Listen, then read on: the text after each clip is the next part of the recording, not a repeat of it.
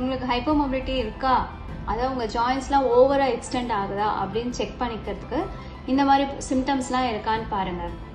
இப்போ உங்களோட லிட்டில் ஃபிங்கரை இப்படி பெண்ட் பண்ணும்போது 90 டிகிரிக்கு மேலே பெண்ட் ஆகுதா, இந்த தம்பை வச்சு இப்படி பெண்ட் பண்ணும்போது இந்த ஃபோர் ஆர்மை டச் பண்ணுதா, உங்கள் கையை நீட்டும் போது உங்கள் கை 180 டிகிரிஸ் மேலே வருதா, அதே மாதிரி உங்கள் நேராக நிற்கும் போது உங்கள் முட்டியும் உள்ளே போய் 180 டிகிரிஸ்க்கு மேலே பெண்ட் ஆகுதா, ஃபார்வர்ட் பெண்டிங் பண்ணி உங்கள் கையை ஈஸியாக முட்டியை மடக்காமல் கையால் ஈஸியாக தரையை தொட முடியுதா.